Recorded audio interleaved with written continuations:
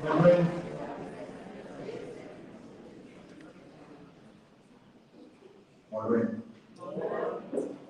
Ndicela ukuqala ndingamukele umndeni wakoMzaidume, uMmmatu Mbulelo Mzaidume, noLindiwe Mzaidume nabantwana bakaMmmatu, nawo wonke umndeni wakoMzaidume. Bese ndicela ukwamukela abangani bakaMmmatu oyena esizengayo ekhaya njengoba sina. The first thing that pops into my mind as I stand here in front of you is that actually I shouldn't be here. You shouldn't be here. We should not be here. We should be at home. Mmatu should be at home with his family. We should be at home with our families or doing whatever it is that we do. But life brought us here.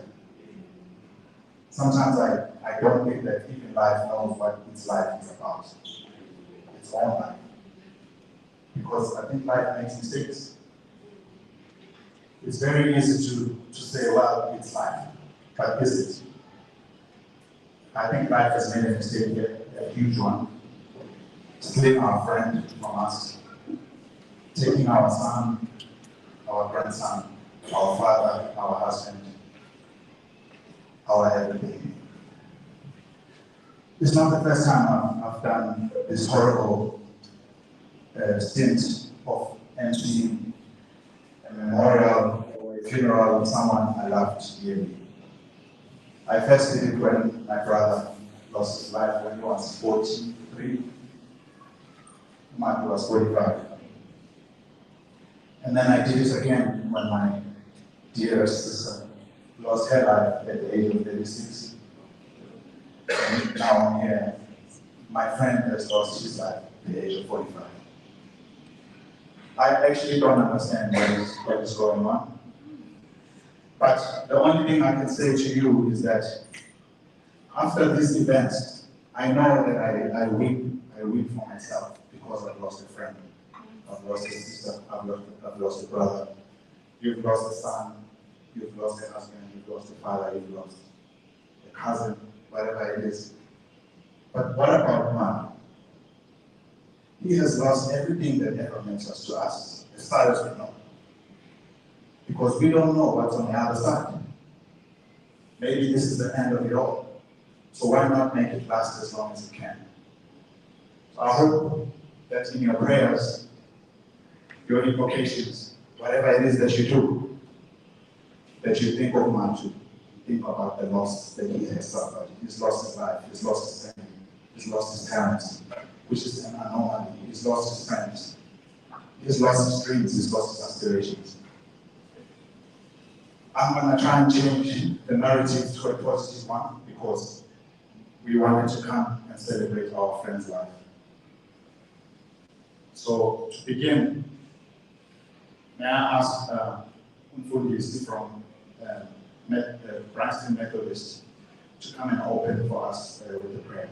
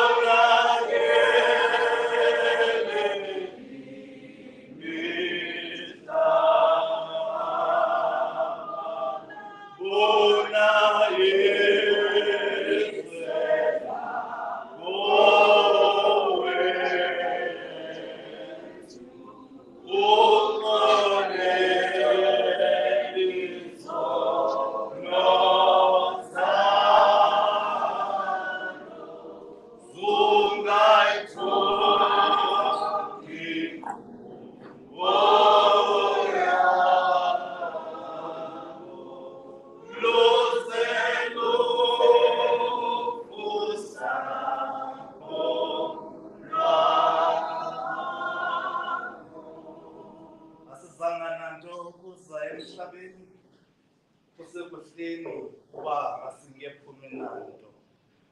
Lo Yehova benika ikwanguYehova othabathileyo.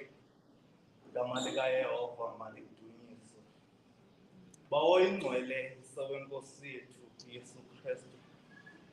Nangalo mzuzu somandla sithe nqwadalala phambi kobuso bakho.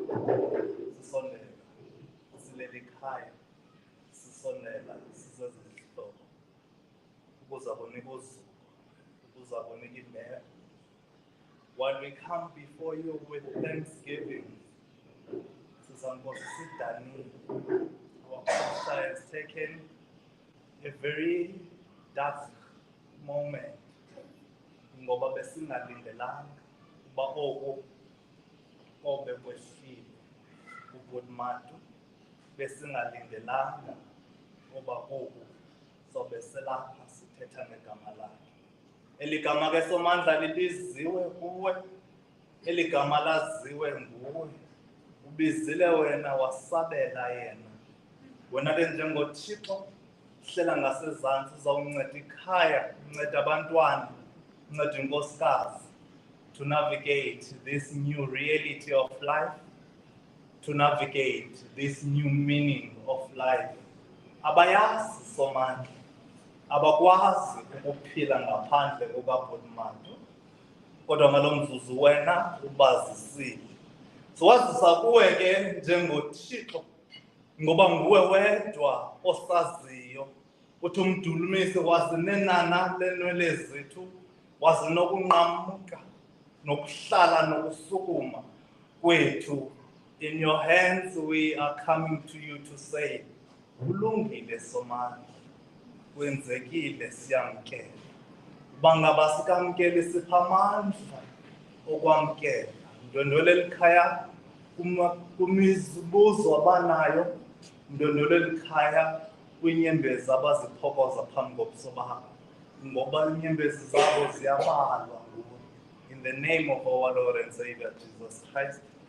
Amen. Thank you, MC. I am not going to do much except to read a scripture. Maybe except to read a scripture, then I will hand over to MC to aqhubeke nomsebenzi.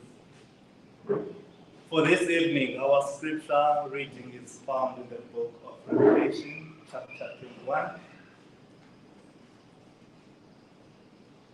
It's the 5 verses. Family, if we haven't said much before God in prayer, may these words find meaning. May these words help us to come closer. Ingongoma emiswe ngasenza, a new heaven and a new earth. The verse will start. Then I saw a new heaven, a new earth, for the first heaven and the first earth had passed away, and there was no longer any sea. I saw the holy city, the new Jerusalem, coming down from heaven, from God, prepared as a bride, beautifully dressed for her husband. I heard a loud voice from the throne saying, "Look up. Dwelling place is now among the people, and he will dwell with them, and they will be his people, and God himself will be with them and be their God." This is the word of God.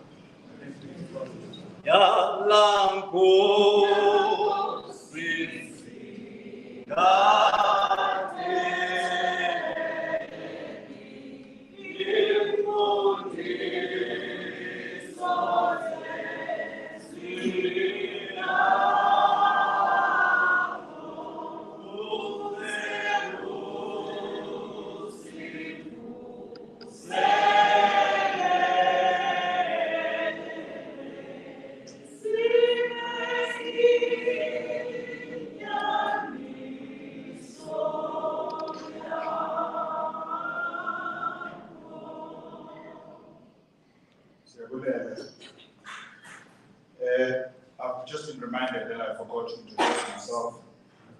I assumed that everybody knew who I was. But of course you don't. My name is Mmatu Mbulelo. I've known Mmatu for the better part of, mind you, I'm 50 next week Friday.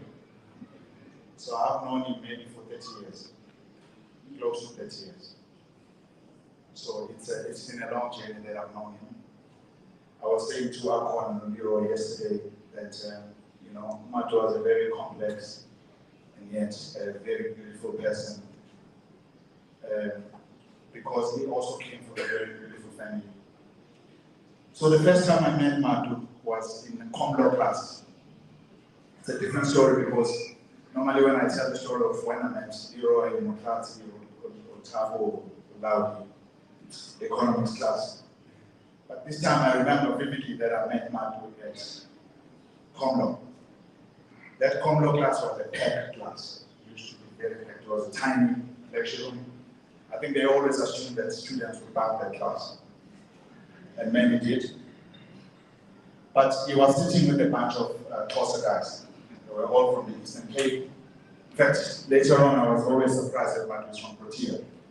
I just always thought that this is Xhosa boy from the Eastern Cape. He did all the Eastern Cape things. He played cricket, he played rugby, and then he would speak occasionally his Xhosa, but he was very fluent in his home language.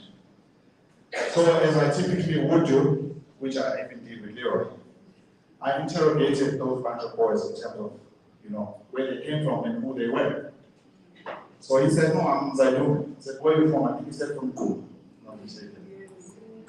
So I said, Kumu, what Kumu? Yeah, what's no, Kumu, so that's why, okay, so, but who are you? Because I know the story, so I said to Spanish to go, why is it no, man, I'm Uhate?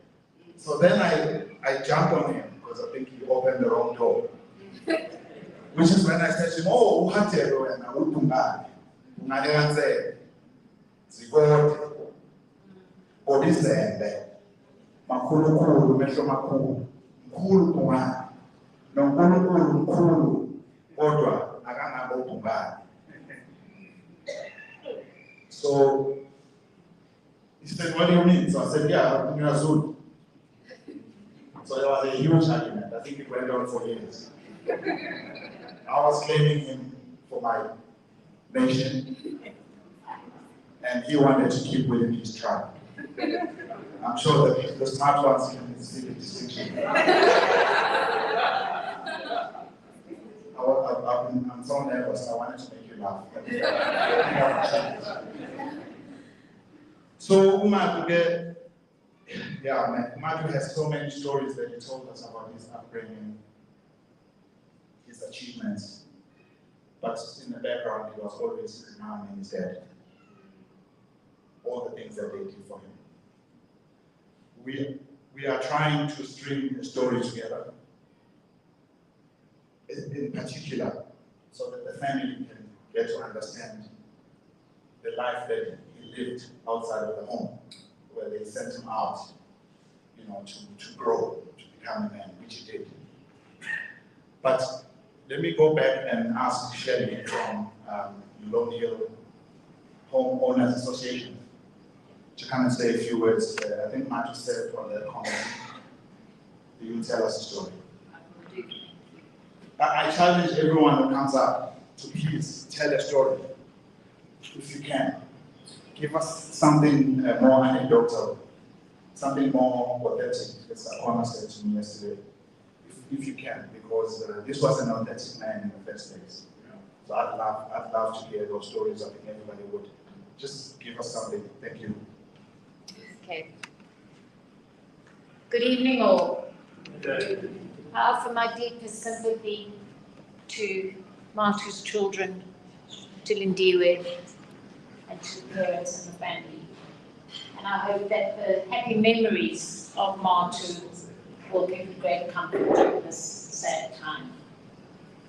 My name is Shelley, and I had the privilege of working with this quiet, gentle humble man Mmatu at the Lone Hill Residents Association, where he served as a director on the board of the LRA and more recently as chairman. Mmatu and I served together on the Community Matters Committee, which he felt very strongly about and which was his initiative. I will be reading this beautiful tribute to the life of Mmatu, which was written by Thomas McMinn, who he worked with and his biggest supporter, who now lives in Australia, and he was Mmatu's friend and predecessor at the Lone Hill Residents Association. In Thomas's word, from his heart, I read you this. On Saturday at 5 p.m. Sydney time, I received the devastating news that Mmatu had suddenly left us. I am still in shock, as it was only a few days earlier that I was observing Mmatu's comments and ideas for helping to address the community challenges at large. I recall the sudden flood of emotion and confusion as my brain battled to comprehend the relayed message. Over the past 12 months, I've been in close communication with Mmatu. Although I'm now based in another country, I feel like I have engaged Mmatu and observed his character much more than I did while I was still living in Lone Hill. In short, I was very impressed with Mmatu's development, and this is why I am so deeply shocked. Having spent a significant amount of time with Mmatu since he first joined the Lone Hill Residents Association a few years back, I have a good sense of Mmatu's life journey. To me, Mmatu was a very private person who always somehow managed to navigate the challenges of life with a smile. I'm not sure of the exact details of these challenges, as Mmatu was never one to complain or gossip. I respected this quality in his character. There were times when I could sense that Mmatu shouldered significant burdens. I often asked him to share his burdens, but instead he would smile and continue with the matter at hand. Mmatu always seemed to embrace a positive attitude, regardless of the prevailing circumstances. Since stepping into the role of chairman of the Lone Hill Residents Association, I agreed to support Mmatu as he transitioned into the role. During this time, there were several moments in which I raised questions that would challenge Mmatu's thinking in his leadership role. Two significant characteristics stood out during these interactions with Mmatu. Firstly, the humility demonstrated by Mmatu stood out. Mmatu always seemed to embrace my feedback, regardless of how critical or contrary it may have seemed. Instead of defending or arguing, Mmatu would rather embrace the opportunity to think about an alternative perspective before going about making up his own mind. To me, this demonstrated the traits of a humble leader, a leader who accepted that an open mind and considered thought would genuinely result in a better decision. Secondly, Mmatu demonstrated an extremely high level of resilience, the level of resilience that I have come to associate with strong South African leaders. Often soft-spoken and highly analytical, I observed the resilience in Mmatu's character over some time. Regardless of the challenge or pressure of expedition and expectation, Mmatu somehow seemed to rise to the occasion. Having personally walked this road and knowing the ever-present anxiety, I was all too familiar with the mental challenges that Mmatu was probably dealing with. Nevertheless, he demonstrated an improved capability in managing the situation at hand. This is what makes this so much harder for me to deal with. Mmatu had so much potential as a leader. He was just getting started. I never had the opportunity to know Mmatu as a father, as a husband, and a son, but based on his intellect, humility, and resilience, I could tell that Mmatu was rooted in good soil. I pay my respects to the family, and I thank you for sharing your beloved father, husband, and son with our community. May his soul find eternal peace, and may we all find comfort in the legacy of a love he leaves behind. Mmatu, it was an honor to serve with you and to witness your leadership in action. I will forever cherish our interactions and hearing your heartwarming laughter. Farewell, dear friend, until we meet again. Your friend and biggest supporter, Thomas.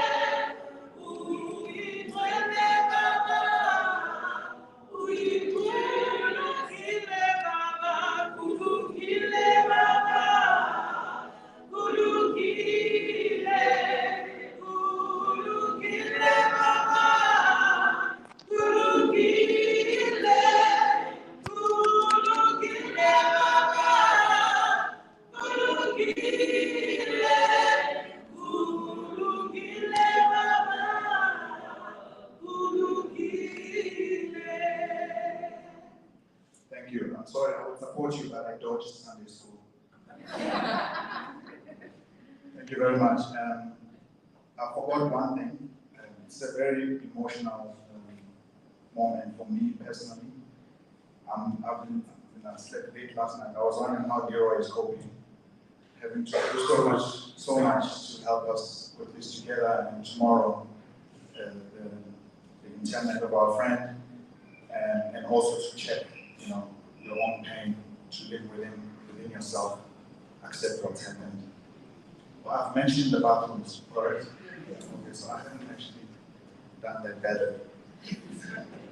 Okay, so what we would do now is we are trying to string this line, the timeline of Mmatu's life, and as you know, Mmatu went to Woodridge, and I know you went there at a very young age. But there's a very interesting story which I'm not trying to embarrass anyone who's here, but I remember we were there and we were coming up from the F&B building to the Commerce building. And a friend of ours met a lady, and he heard one of those famous high school lines, which is, "Does Pocahontas have a name?" It was extremely funny for us. He's now laughing himself up off. I didn't say it yet. But when we went back to rest and he was describing the lady, then Mmatu says, "No, but I was in primary school with her. Do you want me to introduce you? You don't have to call these lines." So that's, I'm gonna try and do this, and I hope you do. Shelley, your speech was, what's his name? Thomas. It's very typical of something that how Mmatu would write, and how he so articulates. And I think it's right, definitely in the spirit of disease. Thank you for that, it was beautiful. So now, we obviously sent out messages to the community of Woodridge, where Mmatu went to school. Leroy is going to play a video. Can I ask you to please forget about me? I know I'm good to look at, but listen to the video and let's follow the instructions from there. So to start with the silence, we just received. Please stand up. From my words, 1997, documents are using, was very well done. So this was just the learning silence.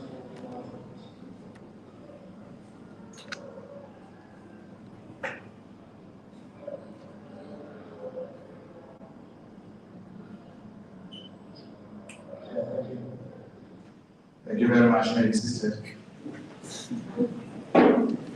This video was actually taken literally on Friday, probably an hour or so after I got a message from Leroy that our friend has departed.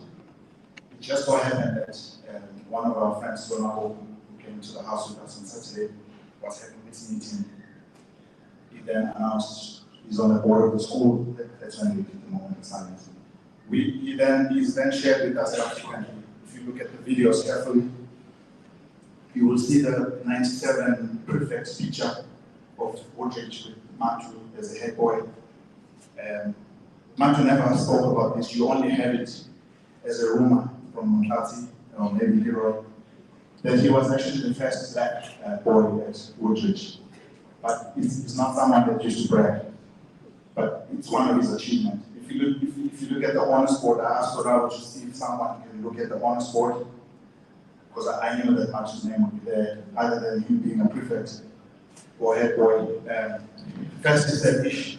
By the way, the school actually, the whole bent down about 4 years ago. I don't know if you guys remember that. But someone in the school went and found the board. So 2 of the pictures here. One is Mmatu getting his honors as an academic honors. And I think the other one was for head boy. Okay. So that's Mmatu. So we also asked the community if they could send us some messages.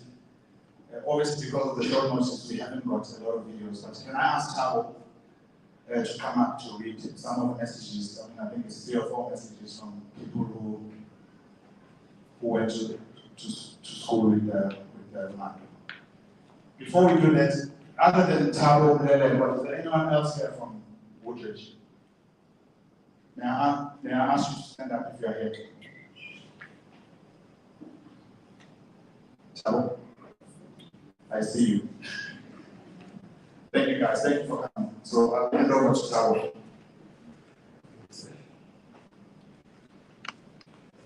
Dumelang Moreni, Amsheni, Goeienaand. I also wanted to say to my friend Shalom and Assalamu Alaikum. I say that because Mmatu had a very wide network of friends. I'll tell you 1 or 2 stories about some of our Jewish friends, where Mmatu and I were doing what we thought would be some incredible things, but still are incredible things. But my name is Mmatu Mbulelo. I've been friends with these gentlemen and all our friends from VETS. Quite a lot of friends from VETS who I see here.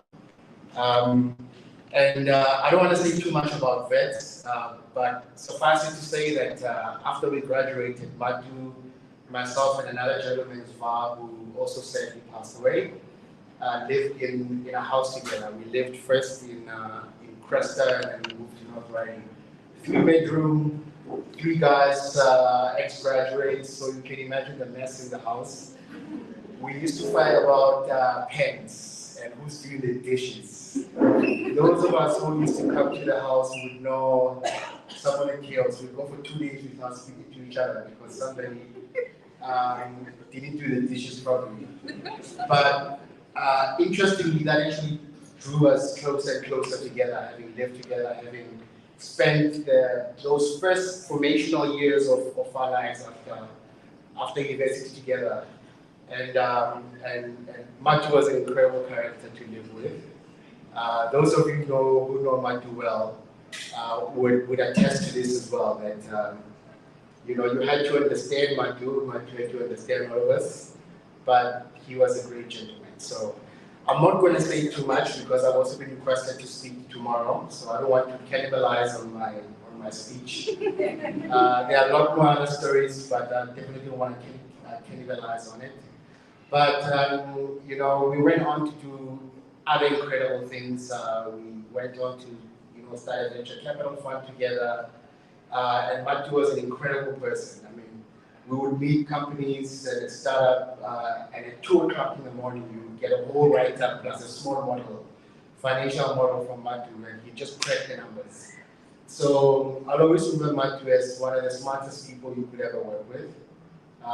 He had a keen understanding for numbers, and of course, we all know he was a chartered accountant.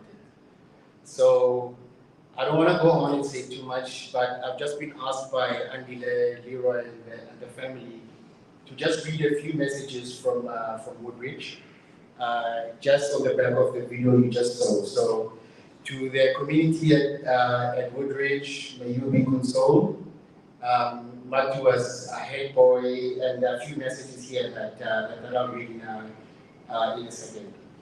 But the first one I'll start with just says, and I do have to apologize, some of the messages didn't have names, so I'll just read them as there's only one with a name here, but hopefully I'll be able to get them. Because I'm turning 45, so do you mind if I put my glasses on? The years are going, guys.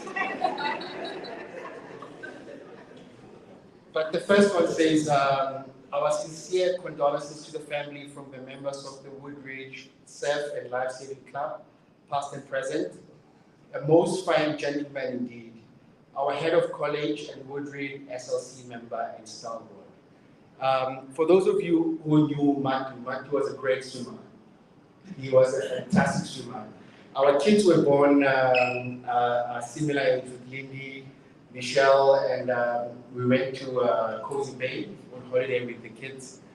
And Mmatu in the ocean was not like us who would dip our toes and then run off. He would go in and then come all the way out. He was an absolutely incredible swimmer as well. So I think that speaks to some of the clubs Mmatu participated in when he was at Woodridge.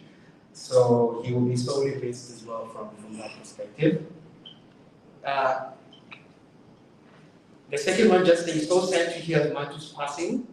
I knew him well at prep, where he was also in a leadership position. A really great lad. Our thoughts and prayers are with his family at the same time. And Mmatu really was a great leader. I can tell you more recent stories about the kind of crypto investing we've been doing together, and how he really led us in a lot of as a thought leader in what we did together. Leroy will attest to this. Rest in peace, Mmatu. Many good memories of him and one of the greatest smiles and laughter around. And any of you who knew Mmatu would know very well that Mmatu had a very infectious smile and laughter. He had this big kind of laugh, which would break anyone at any time. So that will be sorely missed. This is so sad. I can't believe it. May his soul rest in peace. This is incredibly sad. He was an absolute gentleman.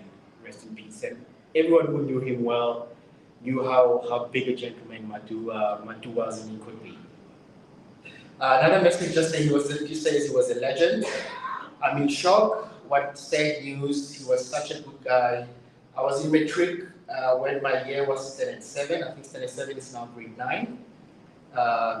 And always looked after our orders. I'm incredibly sad. This is so sad. Sending condolences to the family. Sorry to hear this news. These are just some of the messages. The last one comes from, which is the only one that has a name, comes from Akona Gwiliza. And Akona wrote, sharing what happened. I remember him from prep school, him, Keith Smith, Greg Trulip, and Kim Barnard used to be seniors at our dining room tables. Mmatu used to read Xhosa books to us. I was in grade 3. I'm sure clearly this invoked some good memories. So it says I was in grade 3 when Mmatu was a senior at our school. So I think these were obviously the few messages we could collect for now. But these are some of the messages, in my opinion, that reflect who Mmatu really was, all the way from high school. And the fact that you still have people who remember you from high school and are still engaged and willing to be a part of your life. I think that's an important memory. So let me leave it there and just say to my brother, rest in peace, Mmatu. We used to call Mmatu, for all of you guys who don't know, Mzaidume. So we use this surname Mzaidume, and we used to call him the dude, so it was the dude. And the dude was someone who was always memorable. I would sit down with startup venture meetings with him. He would be very quiet, but as soon as Mmatu opened his mouth to speak, the English that came out of his mouth was impeccable. He spoke English like an Englishman, without a shadow of doubt. And that's something you'll always remember about Mmatu. Remember at Vets at the dining hall, Mmatu would make a statement like, "This is preposterous." And this was not a language that you would say, "Oh, this is hard, this is whatever." But Mmatu had a very good way with the English language. He'll be sorted with from that perspective. So to Lindy, to Shumi, to Kayla, Lindy's mom, to the family, Mom Ruth, Papa Mashumi, may you be consoled. We are here. We might have lost Mmatu, but you gained 2, 3, 4, 5, 6, 10 other father figures. And we will be there for you, Shumi. We will be there for you, Kayla. We'll be there for you, Lindy, whenever you need us, as we've always been throughout our life with Mmatu. For the 27 years we've socialized and been together. So may you all be consoled, Mmatu's friends, Mmatu's family, Mmatu's close acquaintances and family. We will always remember you. Remember you, Mmatu. And yeah. May you rest in peace. Yeah, it has not been easy. Thank you, everyone.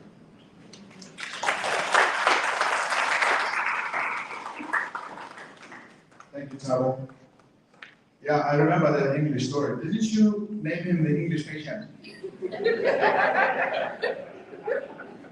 Now that Tabo's open the door, the floodgates now must be open about who really Mmatu was. Didn't you also call it the beast? So, I don't know, I'm just going to open the floor for 2 seconds. The gentleman from Woodridge, if you'd like to come and say something, no pressure. All the guys from Woodridge are shy. So Tabo, I don't know if you remember this story where we went to Durban to the July. And then we parked the car and we fell asleep. I was on the seat, on the driver's seat. Mmatu was on the passenger seat. You were sitting behind me. And then in the middle of, I think it was 4 o'clock in the morning, the beautiful Durban sunrise was about to begin. We wake up to the sound of, "Baba, open the door," and he's banging the dashboard. "Open the door, I can't breathe, Baba, I can't breathe, open the door." Tabo wakes up and is like, "What the hell is going on, man? What's wrong?" And we didn't know what was going on, so we freaked out. We thought somebody was attacking us. And I think it was just Mmatu. I think he had a bad dream. So eventually we woke up, opened the doors, we calmed him down, and we laughed about it. And I was thinking about it last night. So Tabo mentioned the swimming thing with Mmatu, and I remember at Vets, I was the only black member of the golf club. Don't worry, you didn't have to achieve anything to be in it. You just have to sign up. So I had golf clubs, which I kept in my room. And now and then I'd go to the Banacho fields to hit balls. And I've been playing now, I think maybe for 2 years at that, because I was teaching myself. And then Mmatu would come and join me to hit balls. I think I had maybe 30 balls. Hitting to the other side and back. My balls used to end up on not even far from the center line. So Mmatu would just come and just hit those balls. For years, I said to him, "Dude, come and play with us." He just never wanted to. I could never understand that, but that's who Mmatu was. Very, very extremely gifted athlete. We used to go watch Masakane games.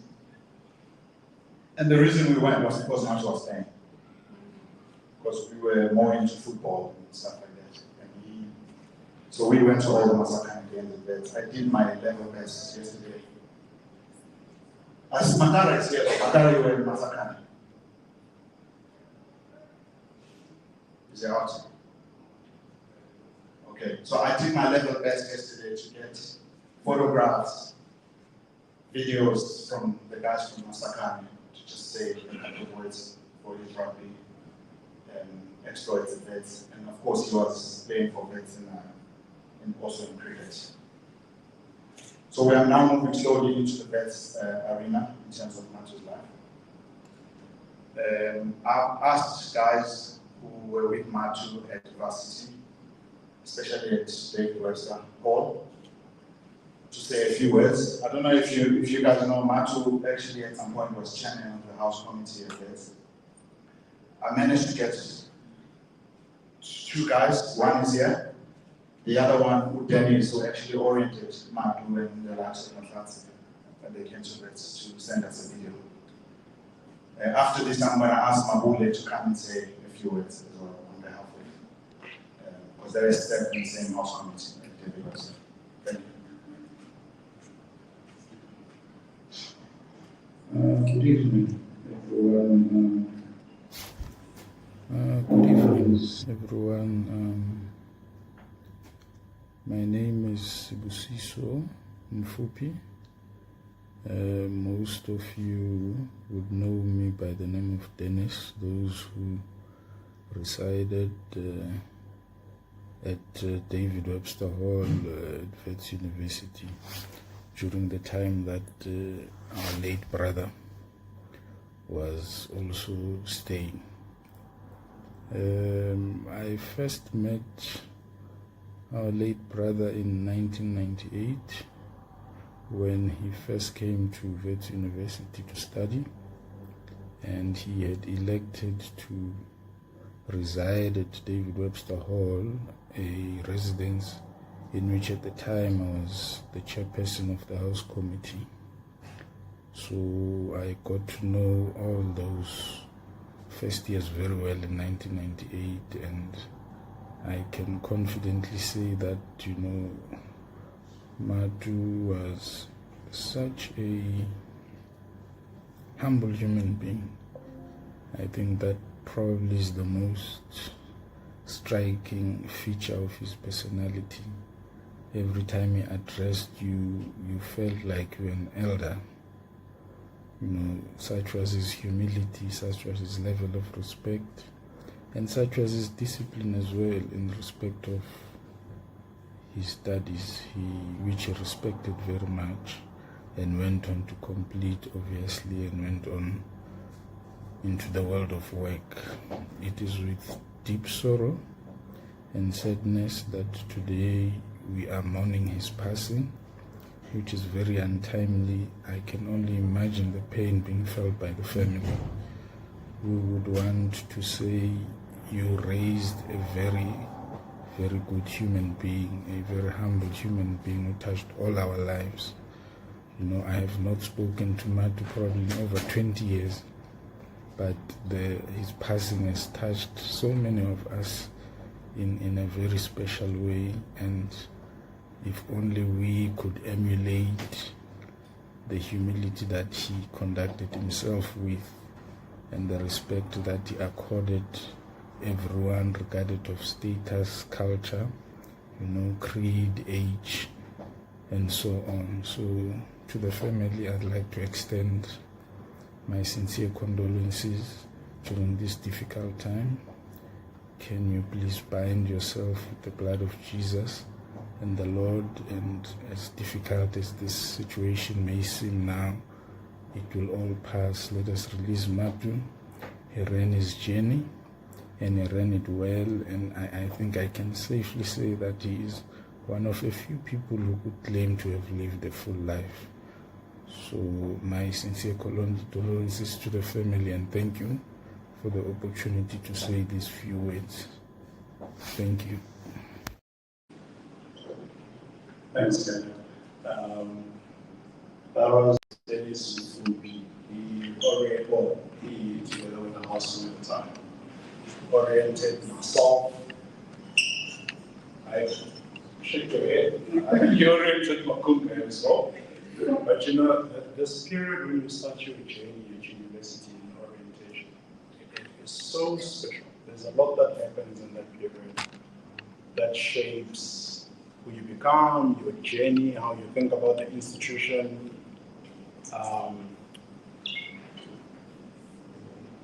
You know,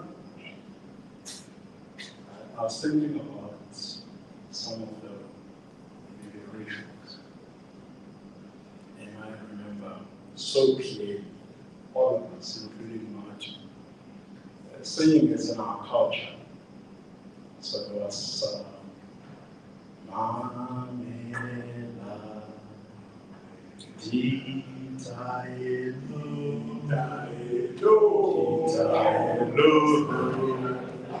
Ditaelu Oh Mamela Ditaelu Versayaru Iaris Hakiri Chela Bini Chela Bura Versayaru Iaris There is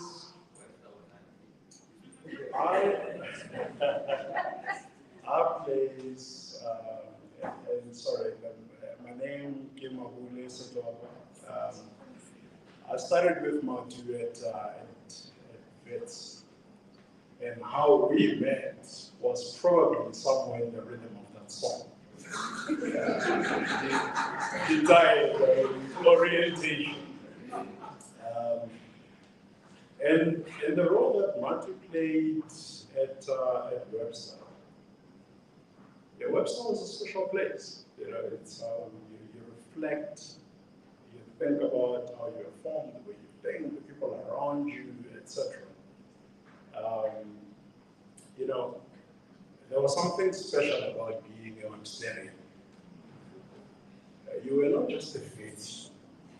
You'll note that I specifically located where I met Mmatu at Webster, but not just at Webster. There was something special about being a Websterian.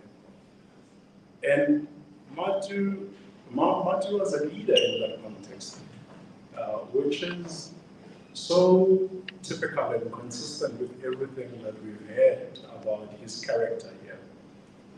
You know, so he was ahead of me when I got into res, and he was that guy who would come and say, "Hey, John, let's don't do that, not that, like just focus here, let's do." He was very caring in the way he approached all of us at the time when seniority was very important and you were like his junior. I think Makunga touched on the point. Mmatu was chairperson of the House Committee at David Webster Hall. And what I particularly loved about Mmatu, and this is consistent with his character as a person, Mmatu was never domineering. He was never a person who wanted to say, you know, this is who I am, and you will listen to. Very open, very gentle in his approach, very accommodative, but still had the structure to be instructive in his leadership. And he's a guy who many of us sitting in the room really came to respect. Not just because of, you know, this gentle quality and the clarity that he had in his thinking.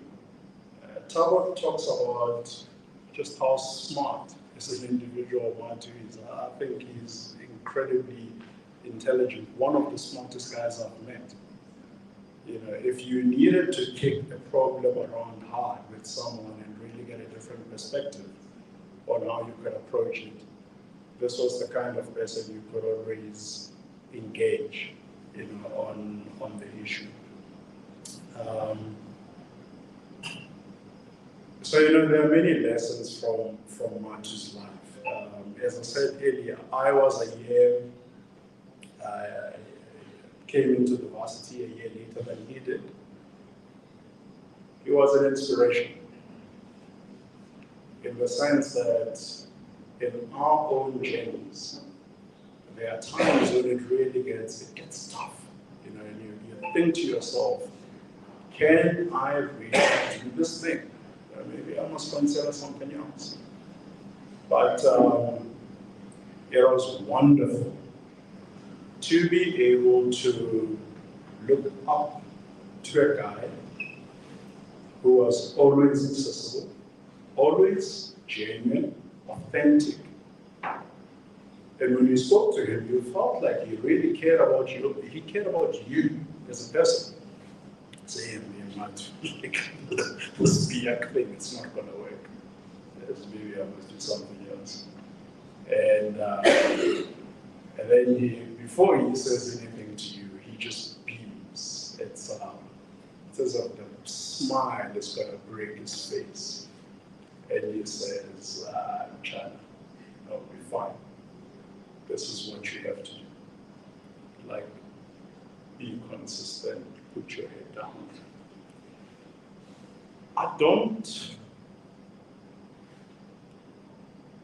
I think without Mmatu, there are many stories in this room that end up differently to where they did today.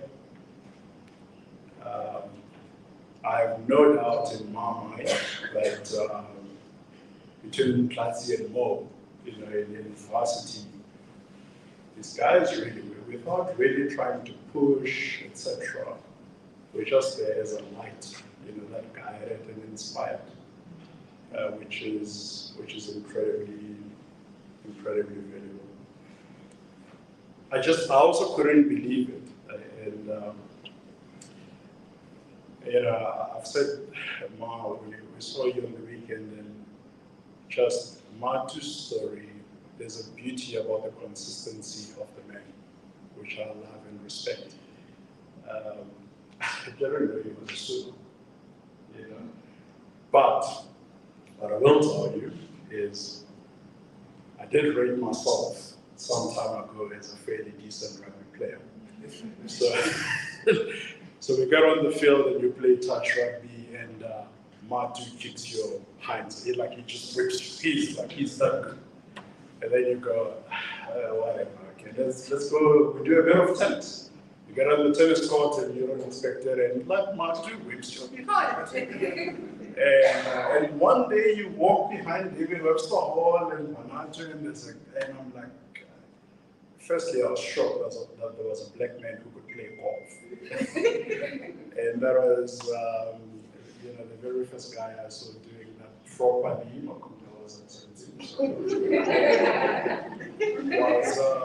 was Mmatu.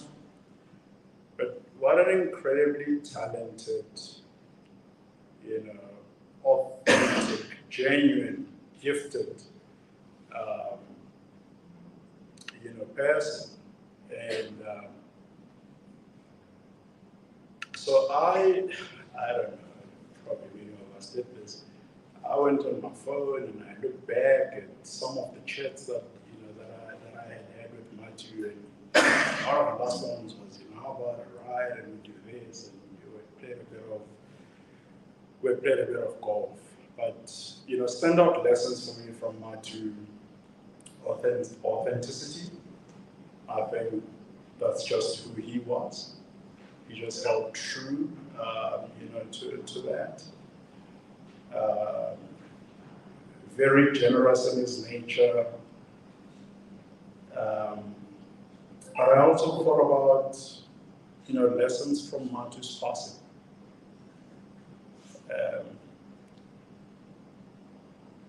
Kasapedi, Rweshon Dikhosh, Dinalaja Jona Disapedi. Acknowledge what you admire and respect from the people around you while they're here. And I think I could have done that more, could have done that better with Mmatu. Absolutely love him as a brother, and deep loss to all of us. Mama, Papa, you raised a wonderful man whose impact in truth was far beyond what you could see in the immediate sense of himself.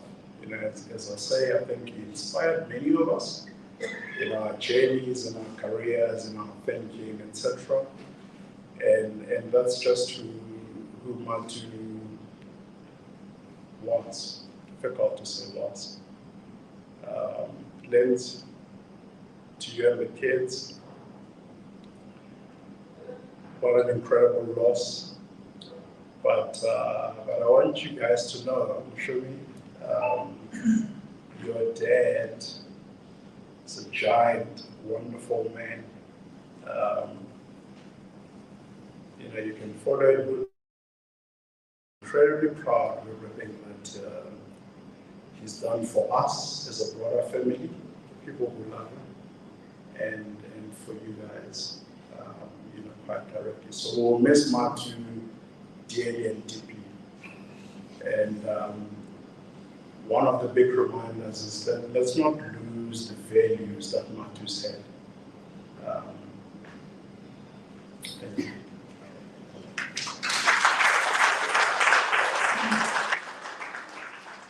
Thank you, Mabule.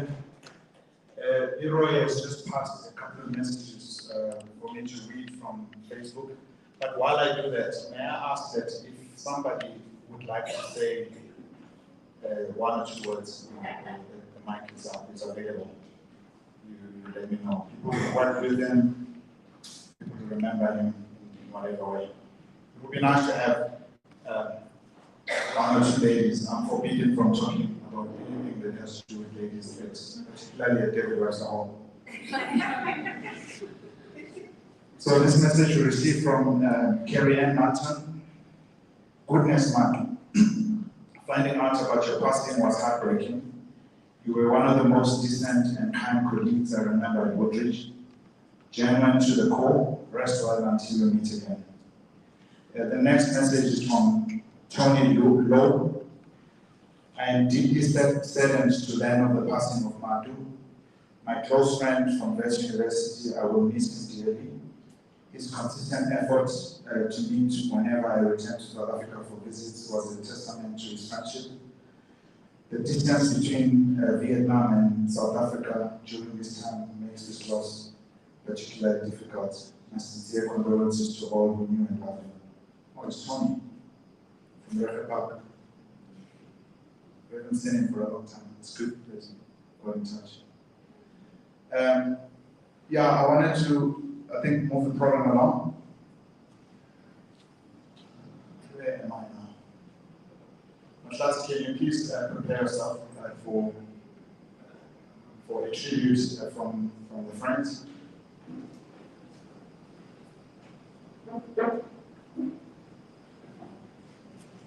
We hope that we've got a bit of a surprise for you, especially for the family and his children in particular.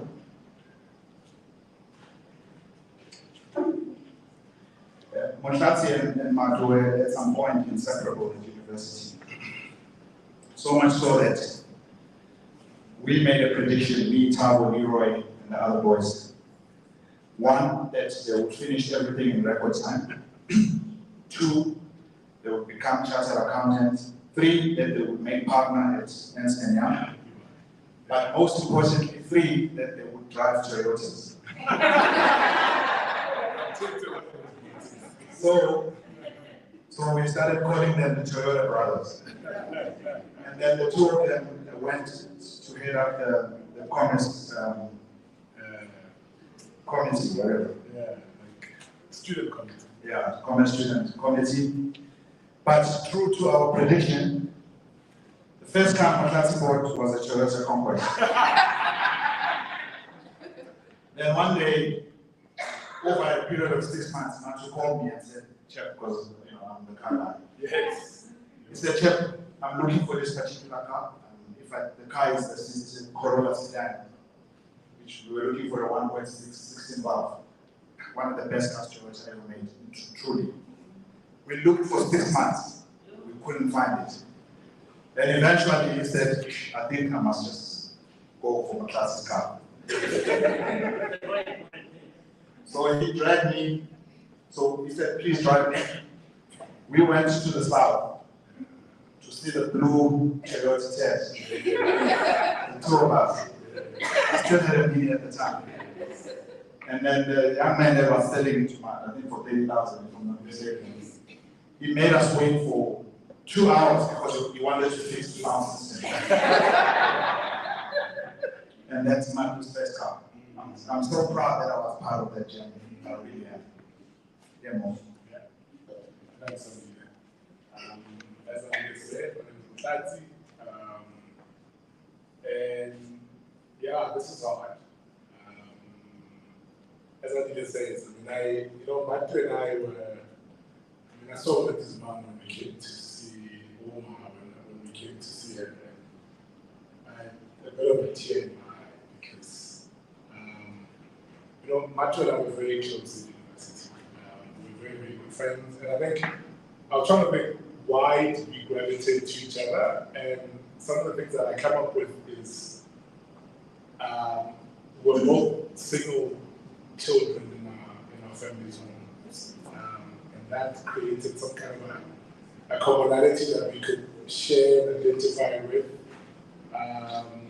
We were both super committed to our studies. Yes, university was lovely, it was enjoyable, but we both were super committed. We knew that we wanted to achieve great things in life.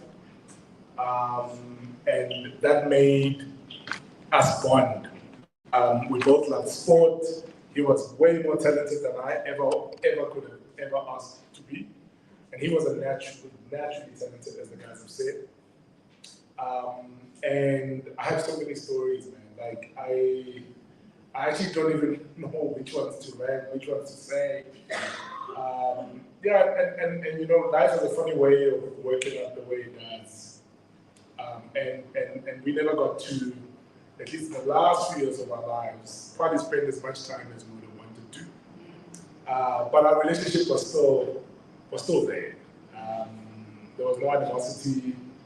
He remained the true friend that a lot of people here have articulated him to be. And in as much as I've got this tweet that I'm required to do on behalf of all the friends, I thought of a few words that I think very well describe who Mmatu was to me and to a lot of us. And what was funny is I wrote these before today. And it's amazing how consistent some of the words I'm going to say have been said by some of the previous speakers here. The first word is consistent. I mean, Mmatu was absolutely consistent. Like, he was unwavering in the way he showed up, in the way he showed up for others, in just who he was. He wasn't two-faced at all. I think he was a conciliator. We would, at different times, have arguments, have disagreements. Mmatu would find a way to kind of bring us closer together in his own smarts, right? He'll find the path that leads us together more often than we would probably want to acknowledge. He had amazing humility. Mmatu was incredibly humble. You wouldn't hear about his achievements, and there were plenty. You'd hear, like he says, you'd hear about the fact that he was a head boy. He was, as I understood, I think at the time, he was black head boy. But you'd never hear it from him. But other people would tell you that. He was kind. He was very kind. A genuine soul. He was incredibly thoughtful. The person he was, like, as Thomas says earlier, as I say, I didn't write this, or I didn't write these words, or didn't wait to hear my friends actually articulate these for me to be able to write this incredible consistency. He wouldn't say a lot. Some of us are loud, we talk too much, we want our voices to go out first, etc. Mmatu wouldn't say much, but when he opened his mouth, amazing intelligence came out. That's my last one. Mmatu was incredibly intelligent. We shared many memories with him. Uma was telling me about the one day we used to have to stay in university because we didn't have cars. We'd bother our parents on the weekends because we were with Reds. We'd go home to borrow our parents' cars for the weekend. Just imagine your parents don't have a car for the weekend because your son says he wants to use it for the weekend. And our parents, being the selfless human beings that they were, would allow us. So they would allow us for us to borrow their cars. We take them to university, have a good time for the weekend, and on Sunday return it. Ma was pointing out in one of those instances where I actually brought Mmatu home on one of those days. Our birthdays were close to each other. Mmatu's born on December 18th. I'm born on December 31st. What was funny about that is my cousin, I've got a younger cousin brother. That's an inside joke that the guys don't understand. His birthday was on the 17th. So I always used to confuse Mmatu's birthday with my cousin's birthday because of the 17th. And a few days later, he always remember mine because, of course, everybody remembers when my birthday is, given it was on the 31st of December each year. So, on behalf of all the friends, all the people that know Mmatu from the different walks of life, including such friends, our sincerest condolences, Mama, to you, Baba, to you as well, Linz, to you, and the kids. We pray that the good Lord bless all of you, that He covers you in His grace, that, you know, one of the things that when in times like these one remembers is often when people say, the Lord doesn't put challenges in front of you that He knows that you can't overcome. And I think it's important that you guys remember that at this time, as we grieve, as we also celebrate His life. So sincerest condolences to all of you. I love what Tata said earlier, which is so true. Yes, you guys have lost a son, brother, cousin, father, and the like, but you gained all of us. You know, our numbers remain what they were. Please do reach out, and we genuinely need this. You know, we brought our uncles, we gotta be there. Whenever we need us, please let us know. Mmatu was a brother to us, and we never want to lose that. So, we have a surprise here, and just bear with me because this may take a bit of a while, but I think it's important. As part of the prep for today, Andy and a few others actually did something amazing. They went and found Mmatu's acceptance speech at Woodridge when he was appointed as head boy. So you can imagine this is a speech he did in 1996, because I think they did it the year before, ahead of the following year. You get appointed as a head boy the year before, at the end of the year. And you'll see why, because in the speech it kind of makes reference to that as well. So just bear with me, this is rather long, but I think it's an important, it's actually such a beautifully written speech. So just bear with me, I'm going to take my time and read this, because I think it is quite powerful. It's called the head boy speech. And he says, good evening. Honored guests, ladies and gentlemen, and fellow pupils. The winds of change are sweeping through Africa. These words were spoken by the British Prime Minister, Harold Macmillan, on 3 February 1960.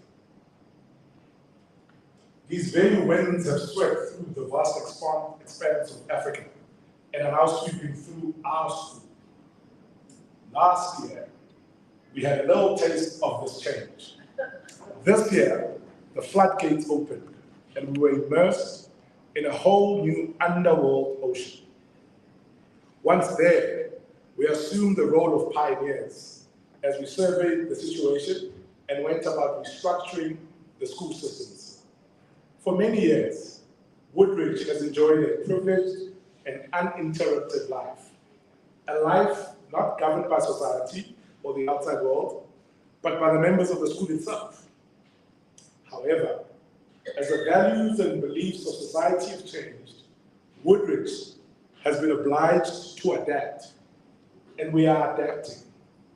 And this will stand us in good stead in the future. Despite our small numbers, we have distinguished ourselves on the sports field. We have excelled on many occasions against much stronger opposition. And as a result of this determination, many of our boys and girls have represented provincial and national sides. Let me mention the achievements of the boys.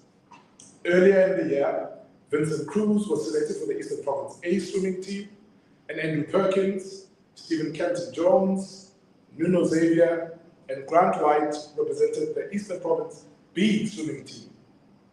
In the second term, Roscoe Davis Taylor, Mark Yanka, and Ryan Yanka were chosen for the EP bodyboarding. Donovan Everett captained the SA Academy side at this year's Premier Week. James Ford took part of this year's J22 Sailing World Championships. Alvin Smith and Grant Puttigill represented the EP B cricket side. These two went on to be awarded their honours for cricket. The boys also achieved in other areas. A few took part in the annual bridge building competition. John Wilson earned first place, and Keith Smith came second. Anthony Fowles came in the top 10% in the Science Olympiad. Also a first for Woodbridge, George Samaras was selected for the border roller hockey team. Martin Cornell was chosen for the South African roller blading team, which is to tour Australia next year. A team of boys took part in the train race this year and came 168th out of 600 teams. The highlights of this year for me were the tours to Hilton and Zimbabwe. In the first term, the first team cricketers went to a cricket festival at Hilton College in Pietermaritzburg. We had a great time there, but the weather played havoc with our fixtures. The triumph over Kersney College and the delicious food will always be well remembered. Thanks to Mr. Chalmers for organizing the tour. In April, the first 15 went to a rugby festival at Prince Edward School in Harare, Zimbabwe. For many of us, this was the first time we had been outside of South Africa. It was a great experience for us. We rode in taxi cabs, bargained for crafts, visited the tobacco sales floor, and consumed many liters of cool drink. I got nervous when I read the speech. Thank you to Mr. Smith and to Mr. Lee. On both tours, I enjoyed the team spirit and camaraderie which existed among us, both on and off the field. Just bear with me. The staff always say that the trick goes by quickly, but I was a bit skeptical. This year has flown by, and so have the last 8 years. 8 years beginning in the prep school and ending here at the college. Although I sometimes don't realize it, Woodbridge is firmly entrenched in me. The quality of education that one receives here will serve one for the rest of one's life. This education extends beyond the classroom and into the sporting and social spheres of life. How fitting. The result is a well-rounded and confident individual, which I believe I am. I would like to thank all the teachers who have educated me over the years. It is partly because of you that my school days have been enjoyable and why they will always be memorable. Thank you to my fellow matrics for supporting me when I needed it and for the laughs and good times we have had. I have enjoyed the food this year, especially the pudding. The PP members at my table can vouch for that. Thank you to the kitchen for their efforts. Thank you especially to Siska. A big thank you goes to Nikki Hughes. Although a little eccentric, Nikki has all the qualities that a good head girl should have. She is approachable, hardworking, and very determined. Nikki, you have been invaluable this year. Thank you. Thank you too to Mr. Pearson, Mr. Neve, and the prefect body. Most of all, I would like to thank my parents. Although they could not be here tonight, their many sacrifices through the years have enabled me to receive the ultimate learning experience. Thank you, Mom and Dad. Good luck to next year's matrics. I'm pretty sure that next year will be a tough year. The only way you guys can succeed is by working together and having self-confidence. Good luck, and keep the Woodbridge flag flying high. And thank you.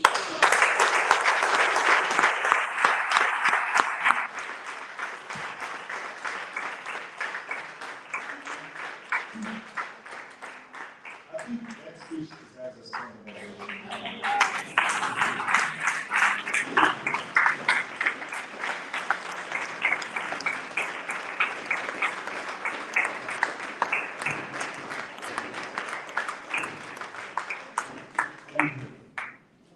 So that speech for me, when I first received it from Surah, I apologize, Leroy, I kept it from you.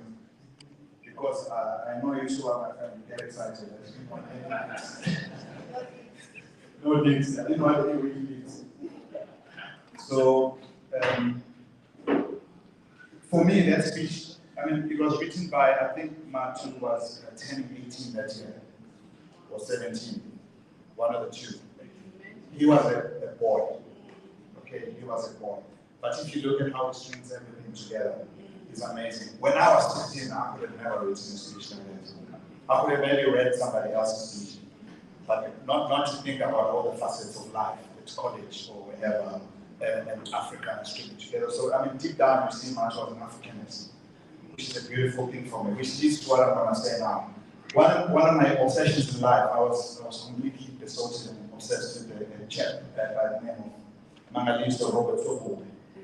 And the quest of my life has been to find the speech that Sobube wrote as SRC president at Fort Hare. It's a legendary speech. If you can find it, you must send it to me. It's a legendary speech.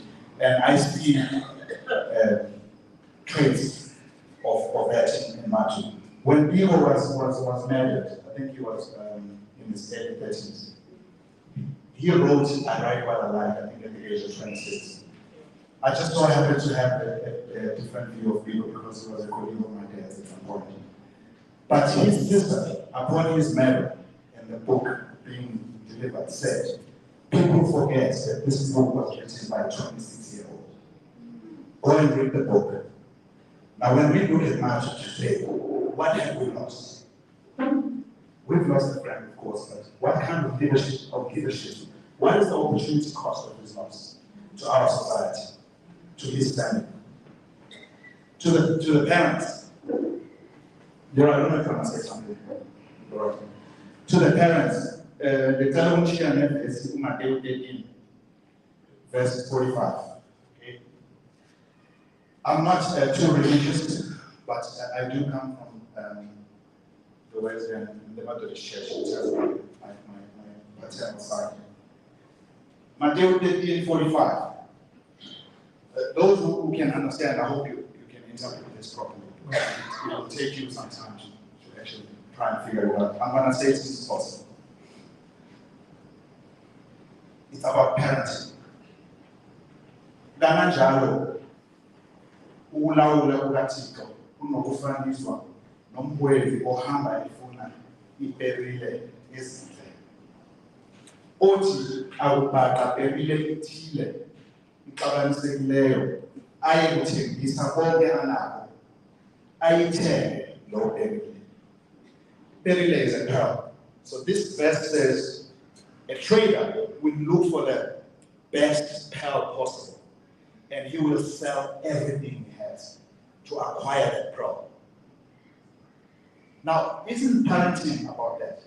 Where what you do is you give up everything you have so that your child can have everything. I've seen that now, Emma, you did that for Mmatu, and Mmatu always acknowledged it. And as a result, whatever was happening in Mmatu's life, he always went home. And that's the most beautiful thing. We thank you for coming. We really do. And we hope that you take comfort in the fact that your son had friends. He had friends, he had brothers, he had sisters. He has a family, his children love him. I know they do. And there's nothing else that we can do now. This is not our matter anymore. It's in the hands of the Lord. So, I don't know if upon you wanted to have a family member say something.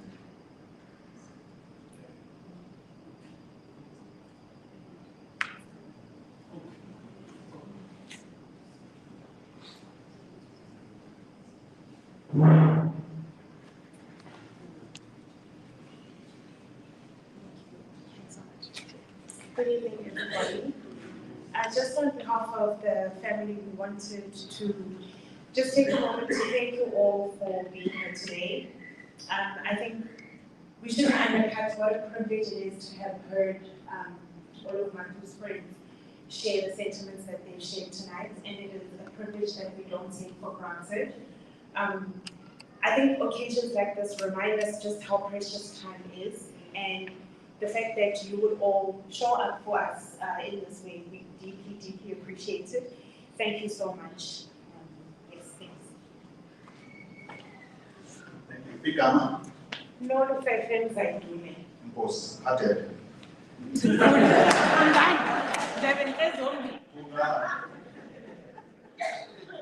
Bullies are so easy to manipulate. Just use the phrase name. So I want to thank all our friends. Leroy, check, you've been Superman for your friend.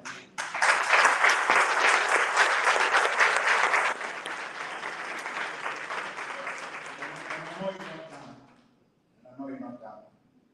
But we appreciate you. Tabo, thanks for stepping in. We didn't forward you more. Thanks for the speech. And everybody else that participated. I thank you. We have a card bar. We're a cashless society. So if you want to sip a bit of wine, man, not swipe someday. That's all I need. Other than that, I'll be there tomorrow. I hope to see you guys. Thank you.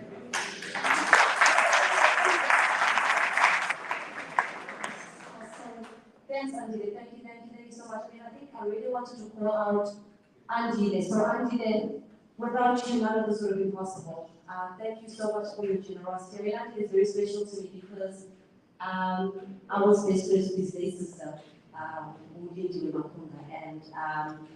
Andile was best friends with Mmatu, so you are very special to me. And Leroy, you've already been thanked. I think you've been our right-hand man from the get-go.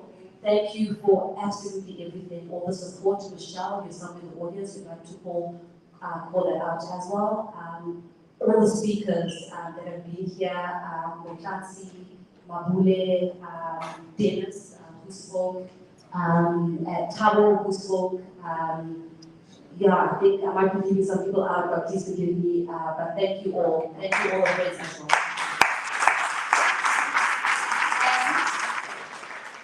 There's a memorial book. It's only been folded by 3 people. I'd like to encourage everybody to please write something beautiful about Mmatu for his family and for his children. Thank you. And also just an announcement that the funeral will be taking place at Bryanston Methodist Church at 9 o'clock tomorrow. Thank you, everybody.